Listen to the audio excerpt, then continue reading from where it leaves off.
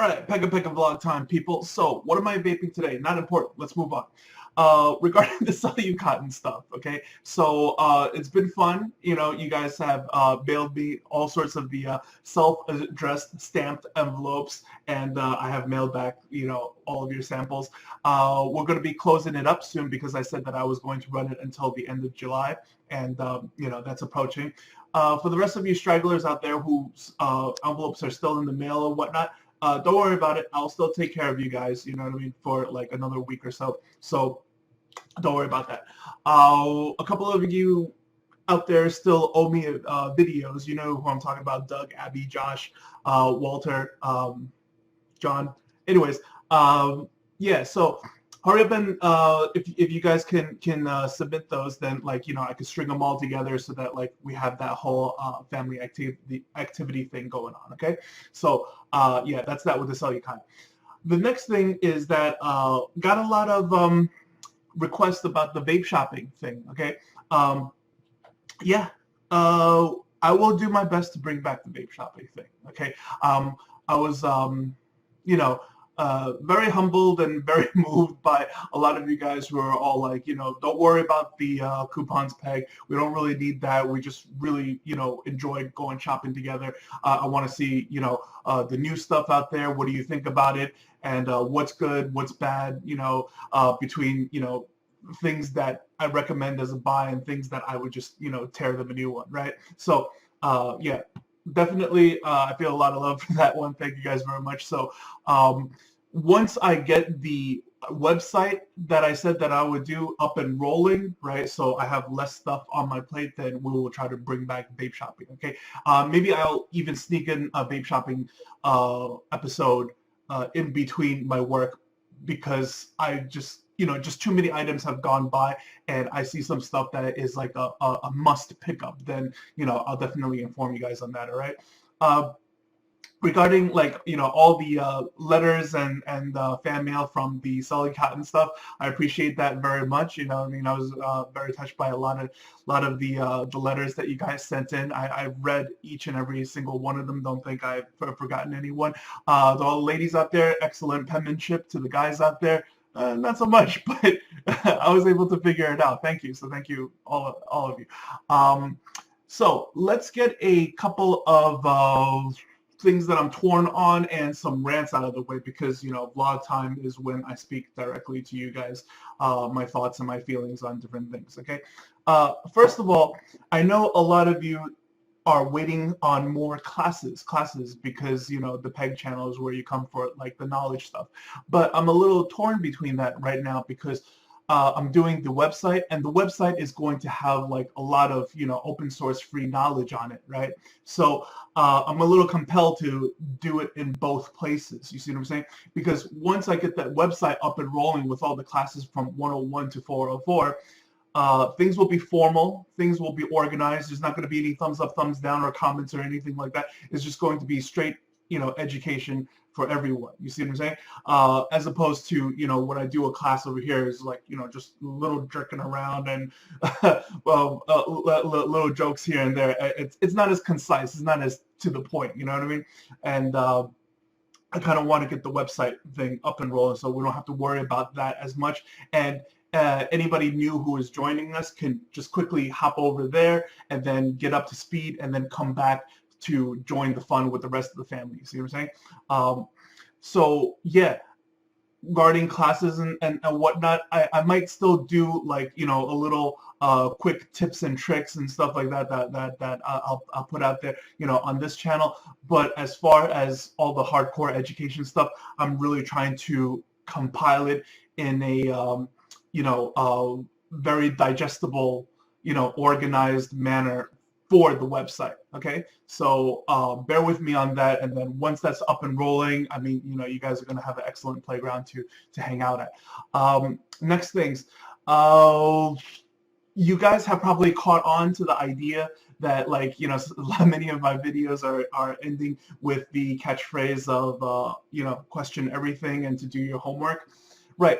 That is because I really am all about, you know, the outside of the box thinking. I want to argue that third angle as opposed to, the usual two mainstream angles that people argue about, while still trying to keep things practical. You know what I mean? So yeah, I encourage that outside of the box thinking, but we're not trying to be crazy either. So so certain things. Let me give you my take on it, right? Regarding like people who leave like a lot of different kind of critiques, whether they're negative comments or they're trolling or whatever it is. Okay, not against any of that, because it's a free country. You do what you got to do. I don't believe in the whole like douchebags not allowed on my channel, or like if you don't like my video then don't watch it. I don't believe in none of that. Okay, because how do you know it sucks until you watched it, right? So it is what it is. So feel free. You got to say what you got to say. You got to leave what you got to leave.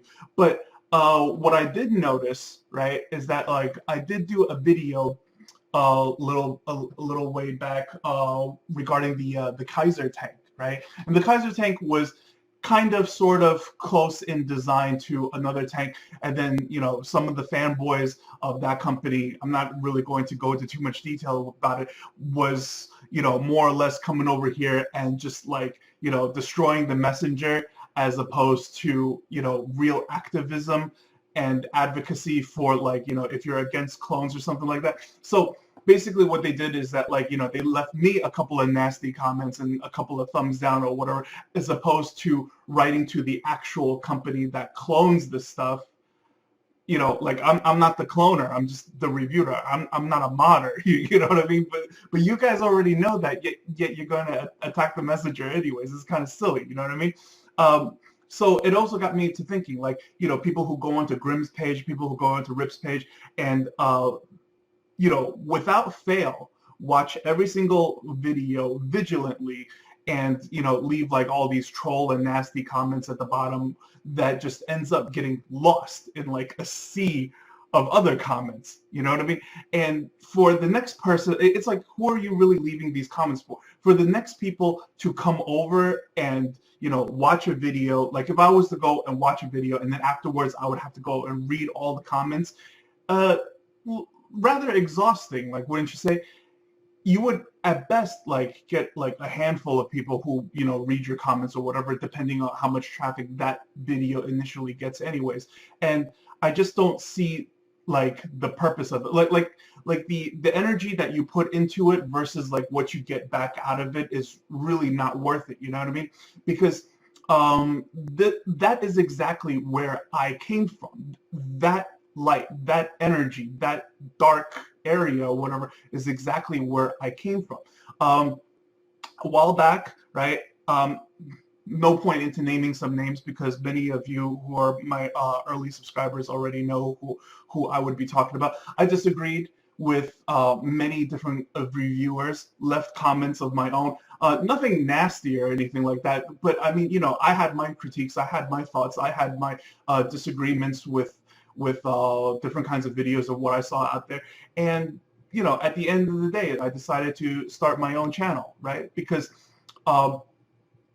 there is how do you, until you put yourself out there, how do you know that like there's not a demographic or something that like agrees with what you're saying? If you truly believe what you're saying, what your knowledge is, what you're, you know what I mean, and you want to like make the, you want to right the wrong things or whatever, then that is the right way of doing it. Same way of how I was talking about like, this atomizer versus this one and whatever, and then people decided to, give me a couple of thumbs down and yell at me, as opposed to, muster up the courage to just write a letter directly to the original manufacturer. You know what I mean? If you guys really had a case to like plead, copy infringement or whatever, then you guys should just go over there and do that and get your money. You know what I mean? As opposed to just come over to my YouTube page and give me a couple of yucks, and then and what does that do? It doesn't do anything. So again, my point is that like if you're gonna put the energy out there or whatever, like make it count, make it worth something, or I don't know, your efforts or whatever is just going to get lost in a sea of other comments. And many times I read like, the critiques and some of the negative things and whatever, and you guys would be surprised of how much I actually agree with. But again, you know what I mean? who is it really for, and where is it really going? It's not really going anywhere. Okay. The next thing, right, is I want to talk about is evil companies, man. Okay, they're out there.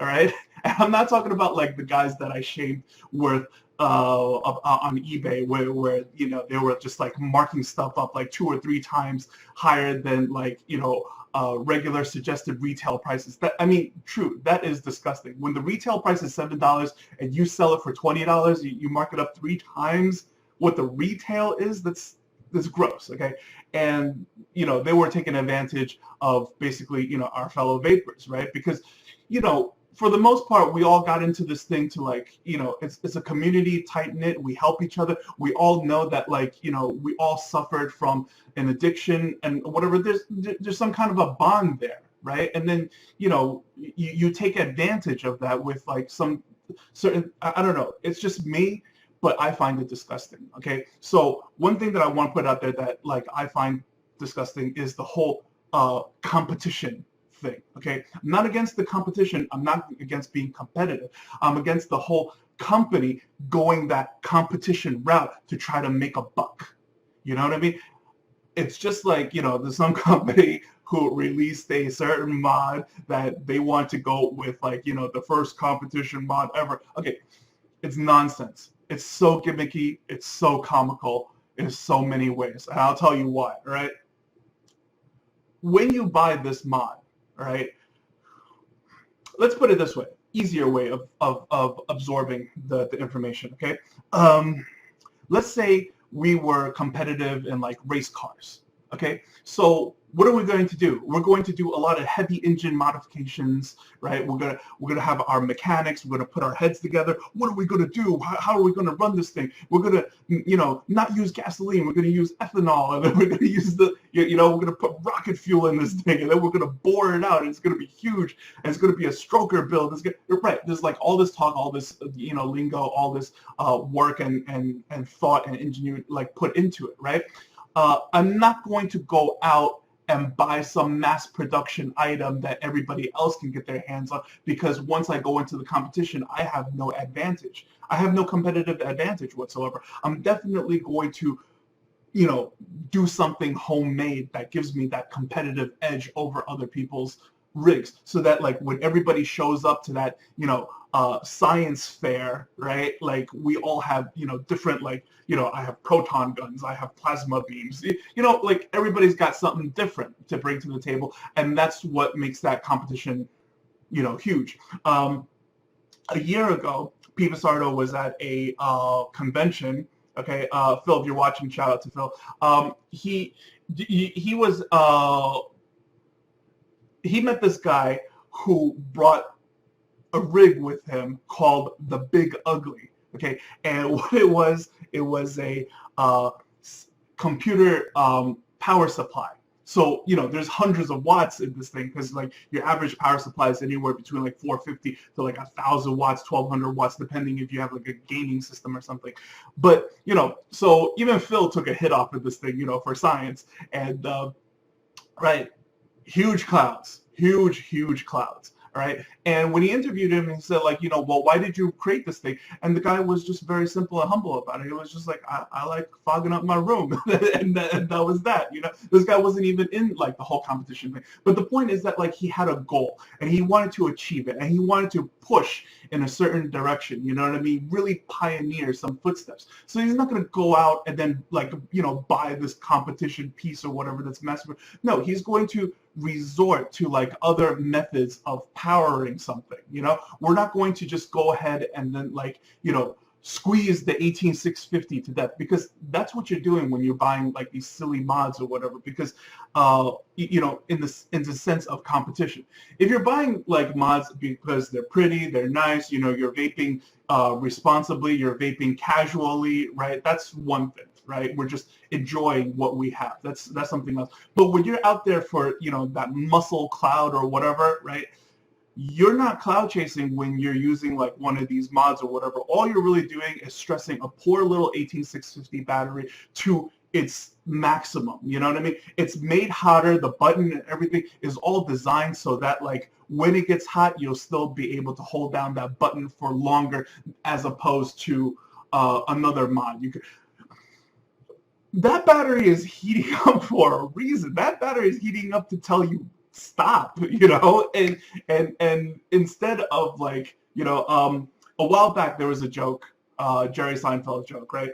And it was saying that how like skydiving was like very dangerous, right? But humans choose not to avoid skydiving, but instead to make little plastic hats so that we could continue our head cracking lifestyles.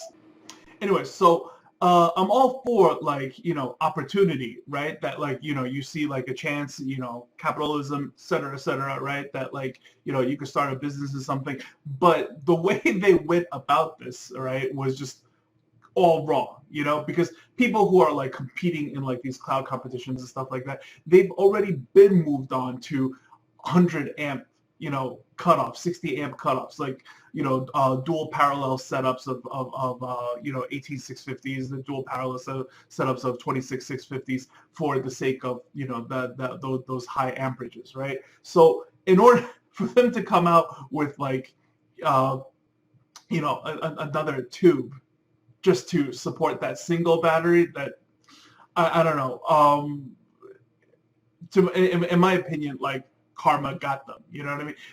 They never had a good intention to begin with to try to like, you know, egg people on in like, you know, this competition direction, and at the same time they didn't make any money off of it because you know, it's been moved on to something else, right? Because people who are really competing in this stuff have already been moved on to other things. Because I mean, when you really think about it, flashlights is what really inspired battery tubes, and flashlights are powered by so many different ways, right? Like AA batteries, AAA batteries, C, D, all sorts of other LED flashlights are powered in many different ways, especially, you know, 18650 batteries and whatnot. The point is that like technology for flashlights is, you know, moving up there, you know what I mean?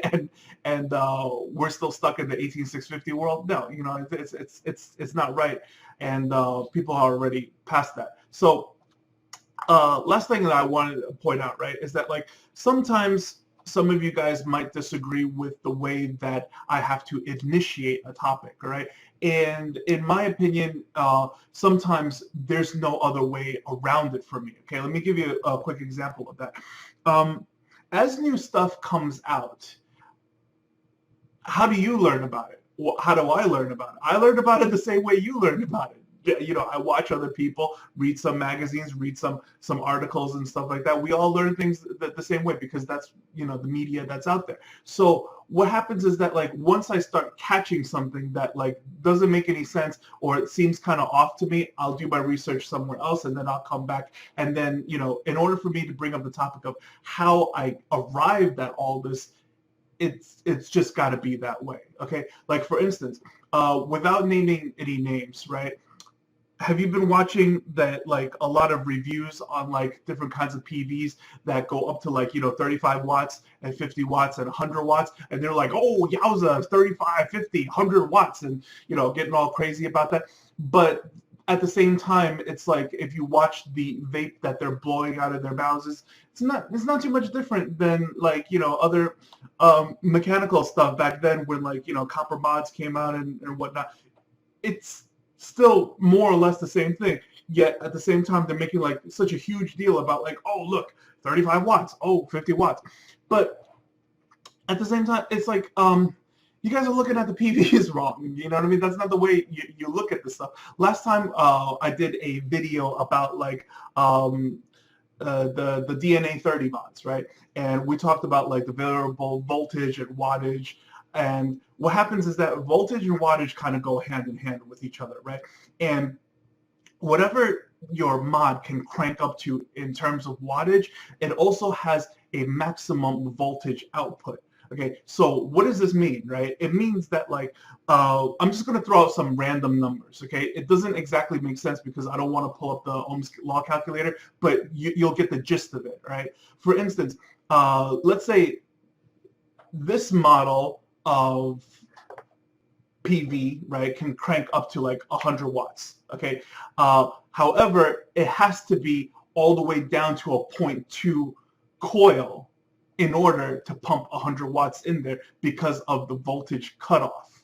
You see what I'm saying? Because had we gone ahead and used like a lighter coil, like a 1 ohm coil or like a 1.5 ohm coil or whatever, because of the voltage cutoff, you could not pump more than 70 watts into this coil. You see what I'm saying? So for the lower items, right, that are, it's like, 35 watts, 50 watts, and we're chucking the vapor or whatever, you guys are not chucking anything, okay? Because what happens is that like those things require you to build a very, very low ohm coil in order to get that much wattage out of it. Okay, so the performance wise of how many volts that gets pumped into it is not that high. It's cut off. You see what I'm saying? So right, again, you're gonna watch a lot of I'm just gonna warn you guys ahead of time. Okay, you're gonna watch a lot of